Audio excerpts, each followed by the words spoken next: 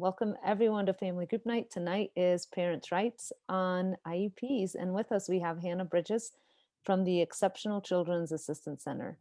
Hannah, we'll let you take it away. Awesome. Well, I'm gonna go ahead and pull up my screen and then introduce myself. It's so great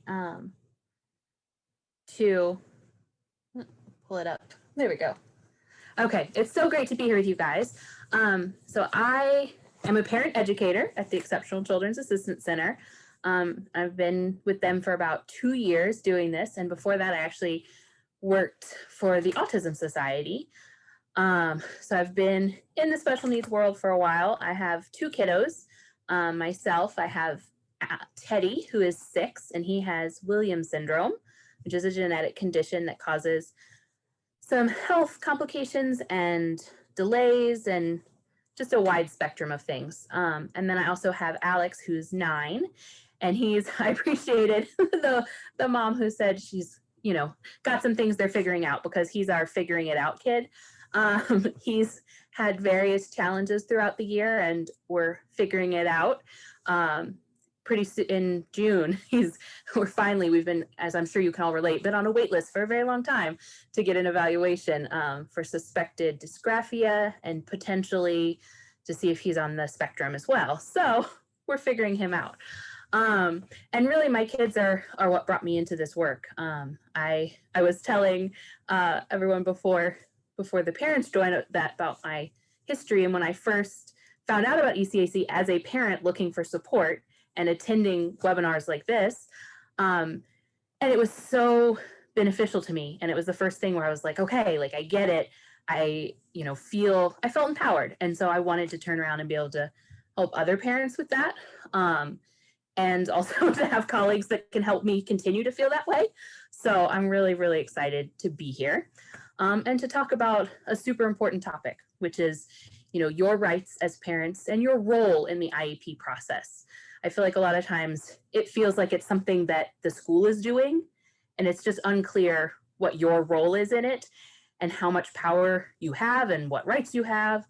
So hopefully today I can really break down for you the very important role you play and the rights you have and the things you can ask for and, the ways that you can be more involved, because ultimately, this whole thing is about your child and it's about their future. And, you're the person most invested in that. So your role is incredibly important. So let's dive in.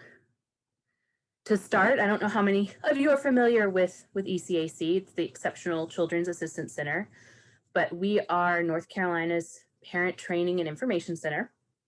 And that's something that every state is actually required to have. It's in IDEA, which is the law that creates IEPs and this whole special education process we're talking about. It states that it requires every state to have a parent training and information center that provides support and information to parents for free. And so that's what we do. That's the heart of what we do. We have a whole host of things that we do. We do trainings, we do individual support. So if after this you guys have specific questions or things I didn't go over, you can reach out and connect with me or another parent educator one-on-one. We can work, through whatever challenges you're facing. We can read IEPs and support you however we can. We also are really, really, we love to encourage parent leadership and parent engagement. So we do a lot of opportunities for parents to become leaders and really advocates in the community and for their child. So if any of you, if that's up your alley, we would love for you to be more involved with us. So what we're going to do today, kind of said all of this, but we're going to really go through your rights and your role in the IEP process. We're going to talk about how you can kind of prepare for and what you need to know in attending meetings, how you can ask questions and the power of questions, the importance of putting things in writing, and then the different roles that you and school staff play. All right, so I mentioned IDEA. That's the federal law that sets up the IEP process and all of those, things that we've kind of heard about. then we have the state law, which is in line with and can provide more. And so that's why, you know, if any of you have lived out of state and moved, you'll hear different rules, different things. And that's because, you know, no state can provide less than IDEA does, but states can provide more. And so other states do provide more than North Carolina does, and some provide less. So there are some differences. If you have friends that are out of state, that's where that comes from. But everything that we're going to talk about today really comes from the North Carolina policies governing services for students with disabilities, which is North Carolina's sort of how do we implement special education law. And so whenever, you know, I'm kind of quoting a lot of these, what does the school have to do? You know, what are your rights? It's coming from that document. And you can find that document on the Department of Public Instruction's website. It's not a fun read or an easy read, but I just want you to know where I'm getting this information from. All right, so the main principles of IDEA, and I'm hoping that this is, you know, not super new. For some of you, it may be, but these are kind of the key things that you need to know when you're thinking about special education. So number one is we call FAPE. It's free, appropriate public education. And that is sort of the heart of special education law, is that every student has a right to a free, appropriate public education. And therefore the school has to do, you know, whatever they need to address a child's disability in whatever way is necessary for them to have their free, appropriate public education. The next thing is an appropriate evaluation. So the school has an obligation to evaluate your child appropriately to their needs, their circumstances, and then create, if they are eligible, an IEP, which is an individualized education plan. That is a misprint. It is not a program, it's a plan. And really, the important word is individualized, because it needs to be individualized to your student, to your child. It is not, you know, anytime they're talking about this is the way that we do things, you know, that always makes me sit up a little bit more, because the way that things are supposed to be done is what the child needs to access their education, not the way that the school does things. It's individualized. Parents and students have a right to participation. And we're going to talk more in detail about all of this, but you know, that is baked into the forms and kind of everything we talk about. Least restrictive environment. So to expand on the free, appropriate public education, every student has a right to a free, appropriate public education in the least restrictive environment appropriate to their circumstances. For most students, the least restrictive environment is a regular education classroom.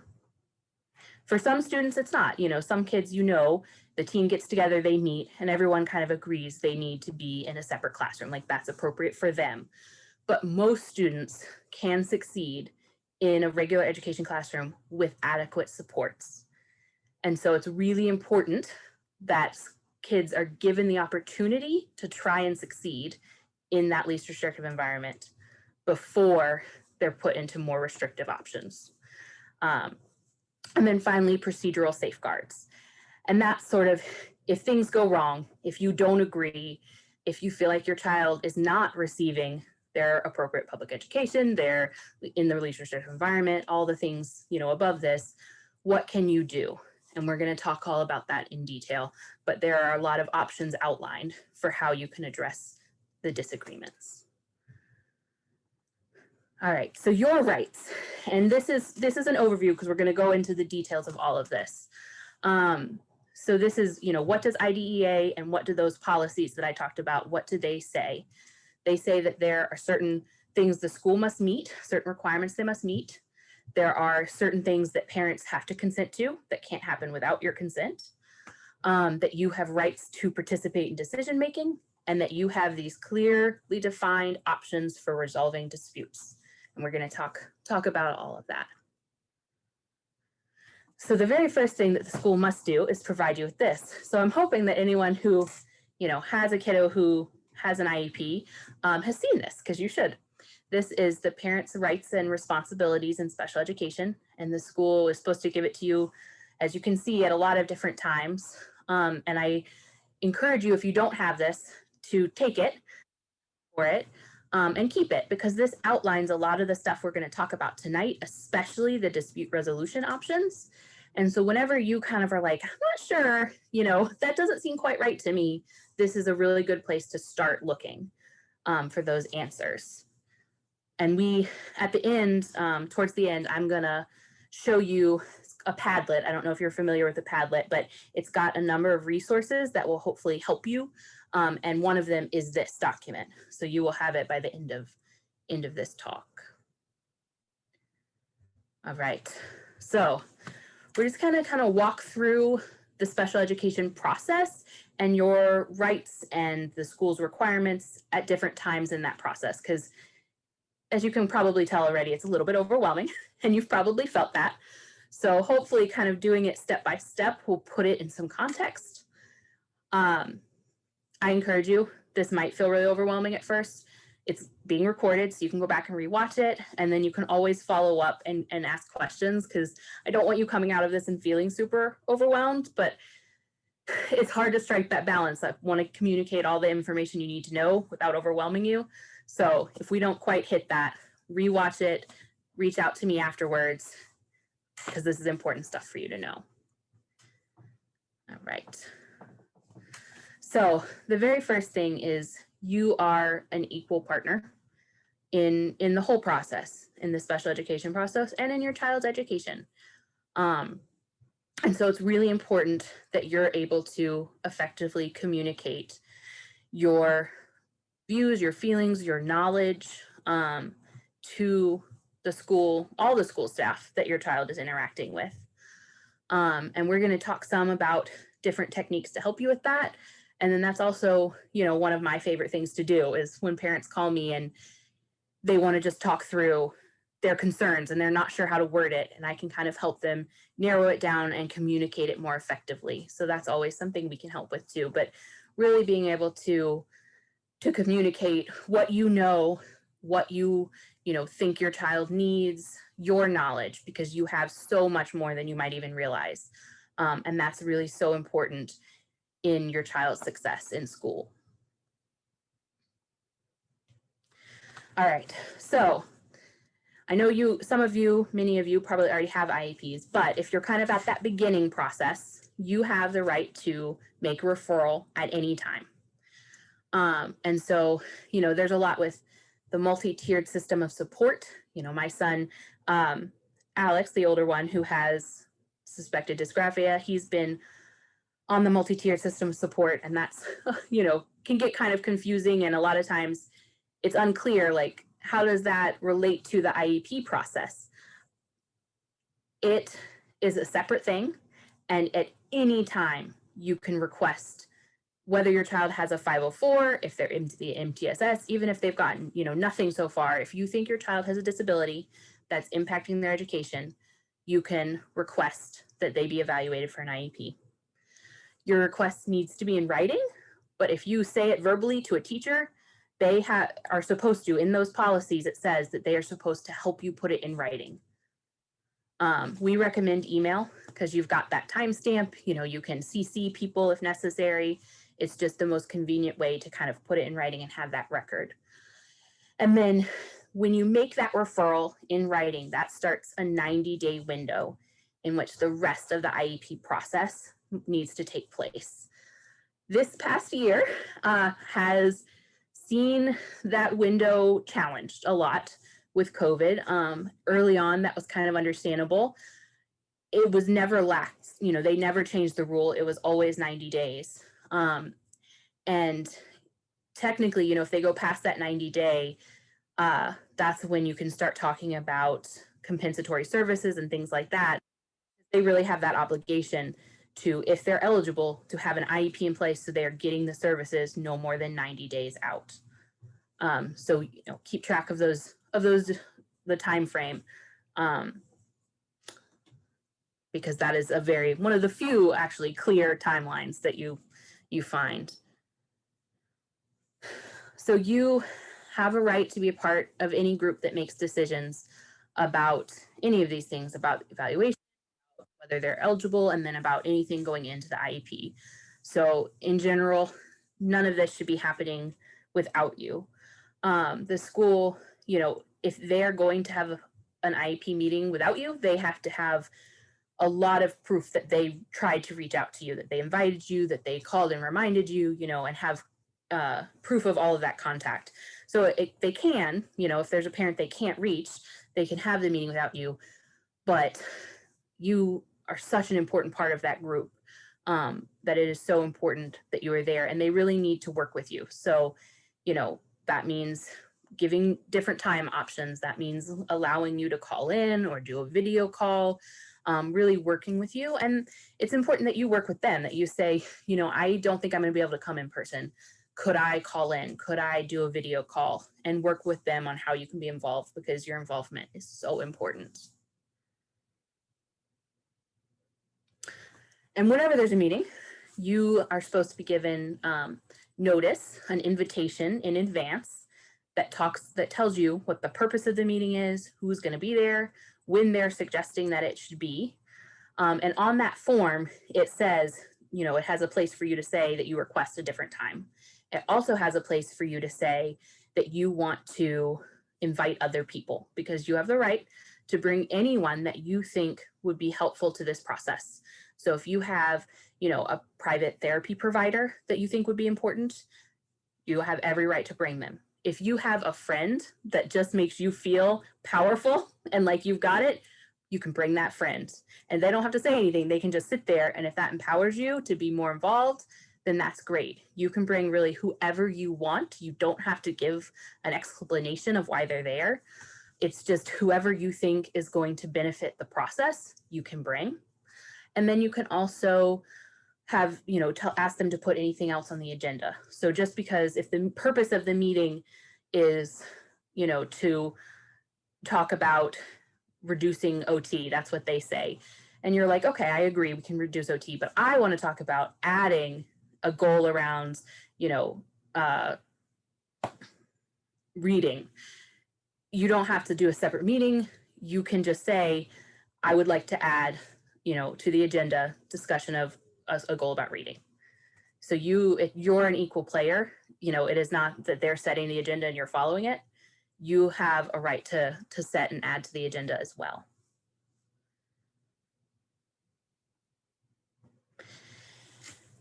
And, participation, you being there is just the first step.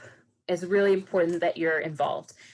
And I know that's really hard because IEP meetings can be really intimidating. And I've been doing this for work for 2 years now, and I still get really nervous. And there are times when,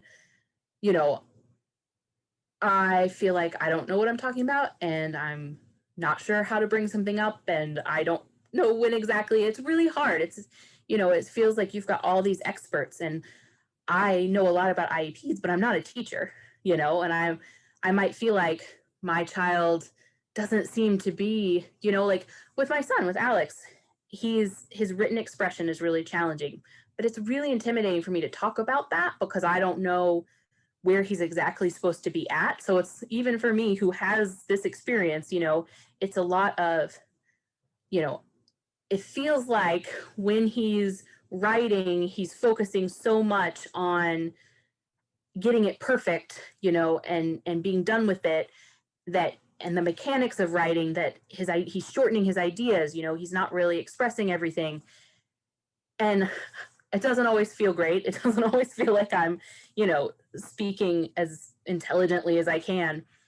But I think, it's pushing through that and sharing that anyways. And one thing that I would try and do is write it out ahead of time. I put a lot of notes down before I go to a meeting to help me when I'm in there, because it gets so intimidating. But it's so important because you know your child better than anyone. You have a lot of these observations, that others don't. My Teddy recently has started asking if it's tomorrow every day. He's like, is it tomorrow now? because he doesn't have that temporal sense of, he doesn't understand. So if we tell him we're going to do something tomorrow, he thinks that, okay, now it's the next day, so it's tomorrow. And we're like, how do you explain that? Like, so we asked, can we make that a goal? Because we're trying to make plans as a family and we can't communicate because he doesn't understand what tomorrow and yesterday is. And they didn't notice that at school. That's not something he did, but they're going to add it as a goal. And that's super cool. That's super helpful. And it's just that back and forth communication of like, we're seeing this at home. Like, can this be added? What are you seeing? And really making it, just communicating before the IEP meeting, writing down your notes and talking about it casually, you know, and trying to take that pressure off and remember that you're all there to focus on your child. I kind of went off on a tangent, but I've got a lot on my mind because I have IEP meetings coming up. So my purpose is, you know, what I'm trying to say is just that it's intimidating, I think, for everyone. But the more that you get used to talking about your child and, you know, bringing in the notes, it does get a little bit easier. And you get a better response and you get a more collaborative process. So hopefully that makes sense. All right, so I kind of addressed this. Your input is so important because, you know, they're seeing your child for this snippet of time. And I think, you know, teachers in general are amazing and they, you know, want what's best for your child, but they are not the one who's going to see your child throughout their life. They're not the one who's been there, you know, and they're not the ones who can really think about what their future entails, what their future means. That's you. You're the one who knows that. And so you're the one who can, you know, bring up, how is this goal going to help my child when they're a young adult, when they're trying to live independently? You know, I think that we need to focus on this skill because this is what is going to make them really functional. And this is what's going to help them be successful as an adult. You're the one who can really bring it back to that because you're the one that's going to be there. Right. Who is on the IEP team? So obviously you. There needs to be a regular education teacher, a special education teacher, the LEA representative, and this one's really important. The LEA is the local education agency, and so a lot of times this is a vice principal, a principal, it can be an administrator. The key point, the reason this person is here is that somebody who has the authority to make personnel and financial decisions so that in the IEP meeting, if you're deciding that a child needs a piece of assistive technology or they need, you know, however much time or they need transportation, you have somebody in that meeting who has the authority to say yes and make that commitment so it doesn't have to wait. And so I have been to a number of IEPs where the IEP team has said, yeah, we think the kid needs this. And then, you know, the LEA representative, maybe it's a vice principal, they're like, well, I'll need to talk to the principal. And that's not the purpose of their role there because that slows the process, you know? And so it's really important that you've got that person. And if you have a vice, you know, principal saying that, you can say, you know, I think it's important that we have the principal next time, that we really have someone who can make those commitments in the meeting because we need that person involved in this conversation from the start so we can make the decisions about how we can get this child's needs met without having to put everything on pause and wait for us to check back and forth. Because that's not what was intended. That's not how it's supposed to go. So that's my thing about the LEA representative.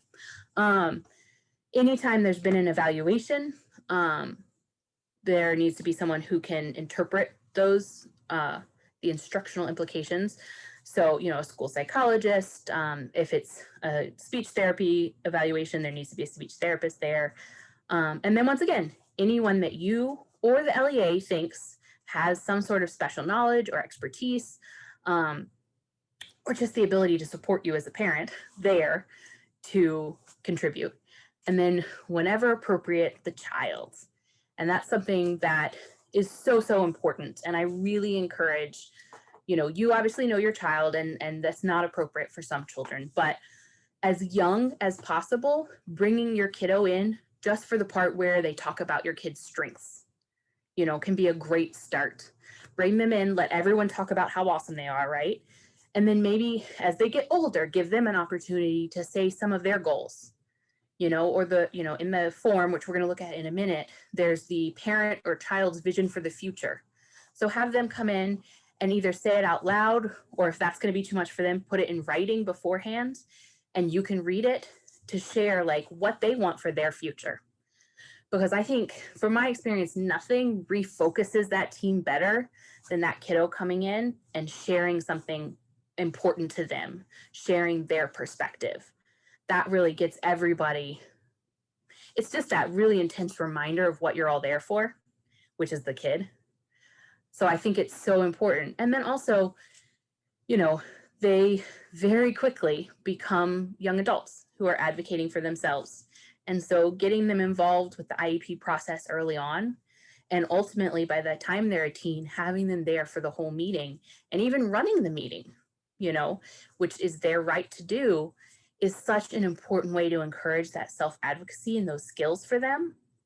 So I think that's just an important thing, is to help encourage them as best you can. And we have a couple of different resources to help with that on our website.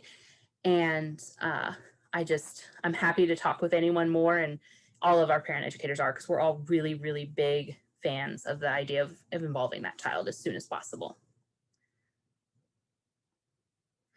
Right, so at the referral meeting, this is where you all meet to say, what are our concerns about the child? What do we think is going on? And some important things that happen here is the child cannot be evaluated without your consent. So you have to decide every evaluation you think they need, and then you have to sign consents as the parent for that. They can't move forward with these types of evaluations without your consent. And it's really important that, this is another good one to take those notes down, because it gets you don't want to miss anything. But really talking about everything, because there is a requirement, to evaluate a child in every area of concern. So even if, it's autism is the main thing, or is specific learning disability, but you have some concerns that don't seem related, it's important that you bring them up and that you get the child evaluated for everything, because regardless of what category they're found eligible under, every area that they, have a concern in should be addressed. So really bring up everything in this meeting, share everything, every concern you have, so that you can get a really broad set of evaluations, because that's only going to provide more information to build an IEP from. All right, so after the evaluation, the next step is to meet to determine eligibility. And this is, I think, one of the most intense steps. And so there's a couple of things that I want to talk about when you have this evaluation results meeting. The first one is you have a right to request all the documentation in advance of the meeting, and I really encourage you to do so. There's nothing worse than being handed pages of evaluation data, and then the whole team is just staring at you, waiting for you to read it. That's not a great feeling. So ask for it in advance. Plus, I don't know about you guys, I know very well my child's disability, but I'm gonna cry every time I read the evaluation. I'm just going to, because, they use very scientific language to describe his delays. And even though I know him, that is gonna make me emotional. So get that in advance so you can read through it. You can get your crying out if you need to, and you can really make sure you understand what's in that and can write out your notes and come prepared. The other big thing is that I feel like they don't really tell you, is technically when you learn about the special education process, there's the eligibility determination meeting, where they go over the results and determine eligibility, and then the IEP meeting. But almost everyone I've ever been to, they've smushed those together. So they go through the eligibility determination, find the kid eligible, and then they're just like rocking and rolling on the IEP. And you kind of have like whiplash, like, wait, we're doing the IEP now? So two things. One, when you're requesting the evaluation results in advance, request a draft IEP, because A, that tells you, that they're probably finding your child eligible, which is helpful information, but also that way you can prepare for that. Or you can decide, that's too much for me, and request that those are separate meetings. And you just let them know in advance. Or if you think it'll be fine and then you get there and it's not, you can say, you know what, I'd like to stop. I really appreciate your time. I know it's tough, but I've just absorbed a lot of information. I do not feel prepared to go forward with the IEP creation right now. I need some time to digest everything I just learned and prepare for that. So can we reschedule the IEP creation part of this for another time? That is always your right to do. And I really think that, it's obviously tough to find time for everyone to get together, but it's better to do that than to have, you with like this whiplash and you're overwhelmed and you're not really able to focus, because then you leave feeling like, what did we just do? Like, what did we just agree to? And you don't want that.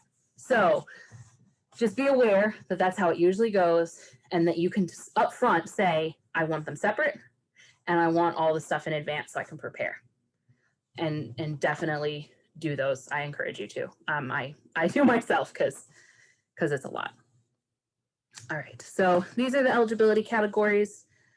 The important thing to know about this is for the most part, it does not matter what category your child is found eligible under, because their IEP is individualized. So there's not things that they'll get under one that they won't under the other, except for speech or language impairment, because that one is specifically just speech therapy.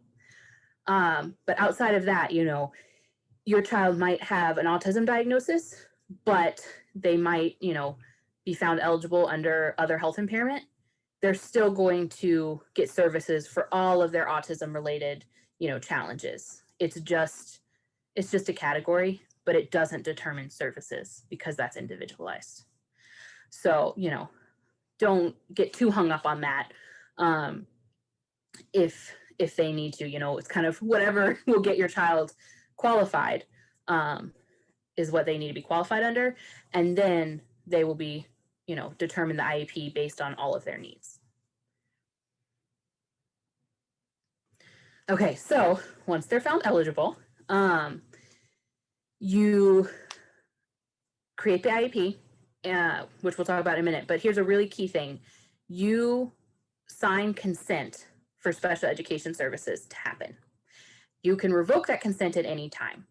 I think a lot of people have a misconception that if they don't sign an IEP, especially like if it's a renewal IEP, like it's your yearly renewal and you create a new IEP and you're not happy with it, if you don't sign it, that it won't go into place, but that's not the case. If they've created a new IEP and you're like, I do not want this to happen, you need to request the form to revoke consent. That's the only way to stop a new IEP from going into place and those services from being put into place. You signing the IEP is just saying that you attended. So there's a form for you to give that consent and then a form to revoke the consent. And those are the only ones that matter as far as services happening. All right, so this is the first page of the ECAC form, which I'm sure many of you have seen and probably heard your special education team complain about because people don't seem to like them. But I really, we've got a whole nother webinar if you want to go into a lot of detail on the forms themselves called the IEP road trip. And we've got a recording on our website and we do it fairly frequently too. So I'm not going to go into a lot of detail, but I just wanted to point out this first page because this is really where your input is sort of most highlighted. And I know every time I get in there and they say, what are your concerns? And then what is your vision? You kind of like, your mind goes blank a little bit. And you're like, I want them to be happy. So I always now write out in advance what my concerns are and what my vision is. And I try, especially with my older son, to ask what his vision is and write that down too. And I email it before the IEP meeting so that they can just copy that in. And it makes it a lot less stressful because I don't have to try and come up with it on the spot. And it's in there in my words. So I definitely encourage you, whether you email in advance or not, to write it down, to think about these questions because they're going to ask you every time. So have your answer ready so that you can really give meaningful input on that, because the concerns should shape the IEP, and your vision is really that important reminder of what is this all about? What is our goal in creating this? And so that can be some short-term vision. It doesn't have to just be as an adult, or you can do, some of all. You can do an immediate thing and then some longer stuff. But really, this is your opportunity to remind the team at the beginning of the process, what are we doing this all for? What is our goal in this IEP? And kind of set the mindset. So put some time into thinking about that. And definitely, if your child is old enough and is able, get their input on what their vision is, what they want, because that can be really meaningful. Right. Prior written notice. So this is a very important form. Oftentimes they're referred to as PWNs. And this is basically anytime a change is made, a prior written notice form needs to be filled out. And that has in it what different options were considered, why they were considered, why they are choosing to do something or not refusing to do something, what information went into that decision, and then kind of who was there for that decision. And so this is important just to keep because it's really your record of what's changing over time, but also if there's disagreements, this is really important. If you're asking for something or you're wanting them to not do something and you don't come to an agreement, this is where the school is going to put into writing why they're either refusing to do what you've asked or while they're doing something that you don't. Because as we're going to talk about on the next page, if the IEP team can't come to a decision, a mutual decision, the LEA team, the LEA rep, the school can make that final decision. So let's say if you really think your child needs increased speech therapy and other people don't agree and you talk about it, ultimately the LEA rep can say, we're going to keep speech the same. But then they will need to provide this form that says, we considered increasing speech therapy. We decided not to for this reason, mom, dad, whoever wanted it increased for this reason, and then sign who was kind of a part of that decision making. And that way you have a record. So if you decide to use those procedural safeguards, those dispute resolution options you have this as your record. And also, if it feels like,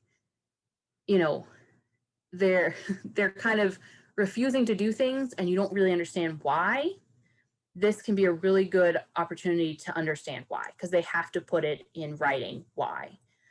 And, I will say that there have been cases where when the parent, they've been kind of arguing back and forth and the parent has finally said, okay, will you just please put this in a prior written notice? And then they've gone to write their reasoning. If they didn't have great reasoning, sometimes their decision can change. So rather than argue kind of on and on and on, sometimes it's better to just say, okay, I don't agree with that. Can I please get it in a prior written notice?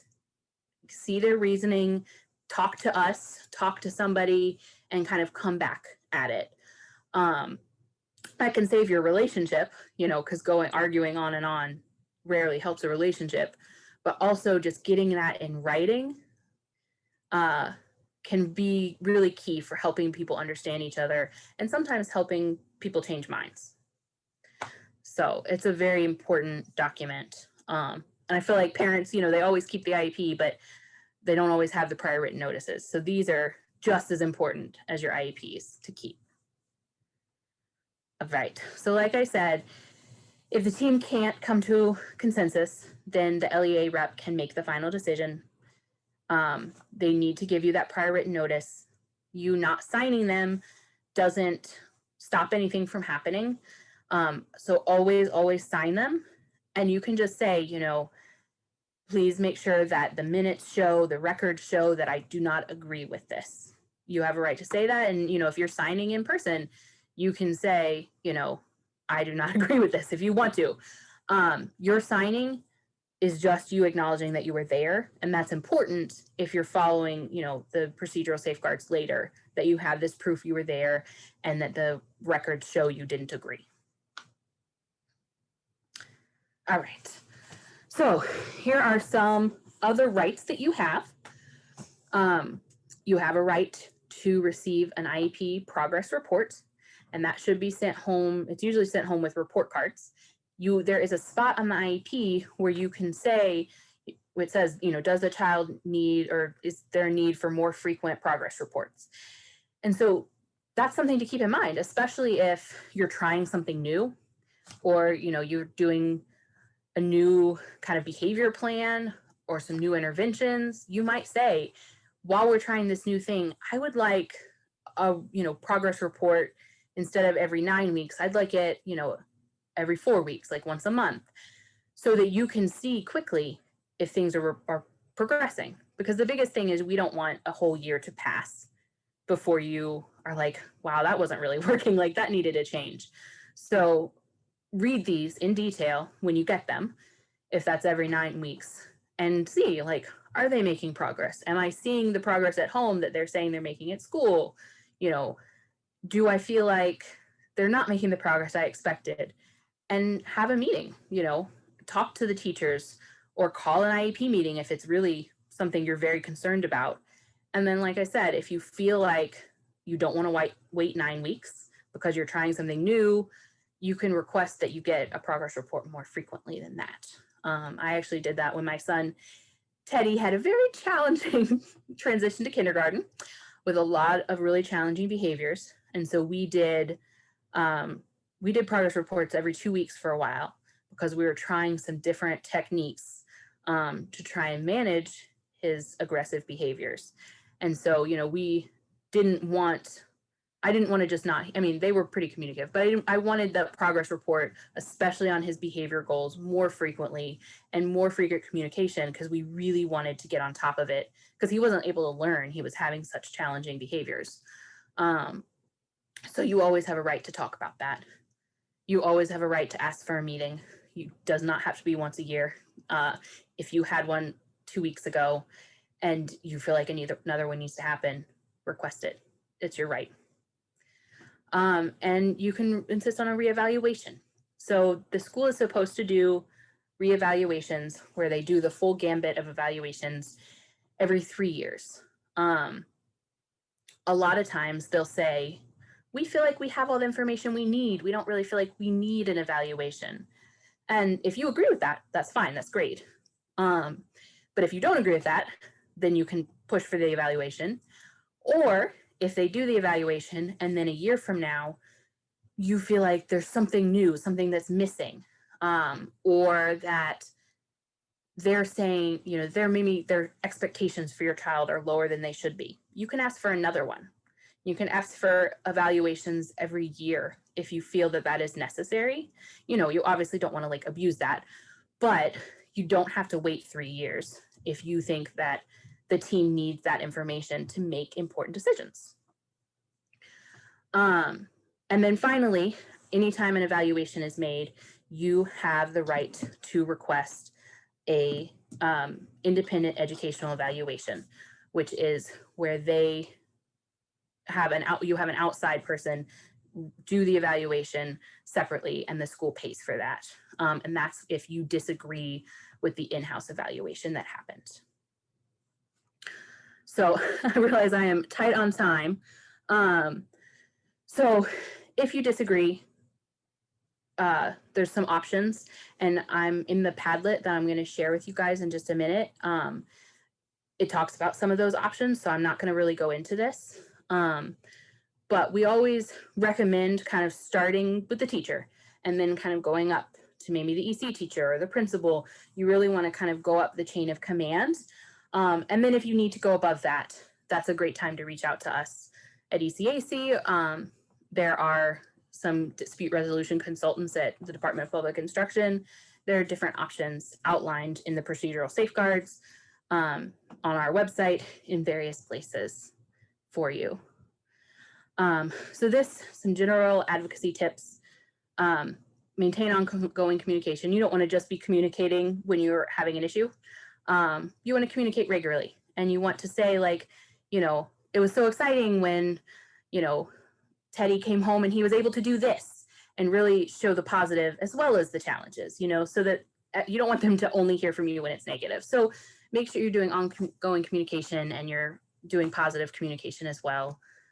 Read the progress reports, monitor all of that, ask questions. That's always my go-to, is to ask questions first. Because sometimes, you know, it's a misunderstanding, and also asking questions is a way to get more information without people getting defensive. Assume good intentions. And like I said, try to start at the lowest level.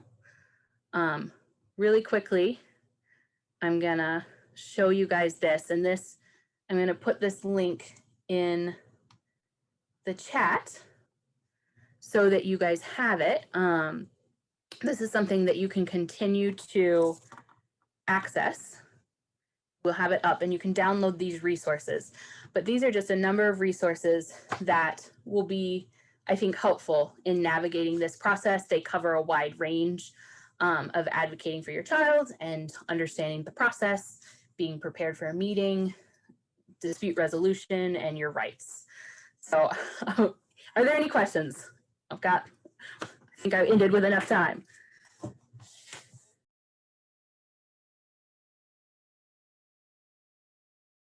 For an IEP, they need to show that they need specially designed instruction. For a 504, it's accommodations and modifications. A 504 will follow you and you can have it applicable in community college or in college. An IEP, you cannot. You can email me and then we can set up a time to talk about your specific. Great, especially, you know, if you ask him in advance and he's able to communicate maybe, you know, what he's most excited about with kindergarten, maybe something that he's worried about, you know, and to communicate those things. And then that's something that's going to be in the front of their minds as you guys are talking about his transition IEP. I think that'd be great. I'm still wondering if 504 is, from my own experience, I've had teachers kind of push the 504 more than the IEP. You know, like you mentioned, always try to think the best of the person and what their intentions are. However, I always felt like 504s, you just don't get as much with it.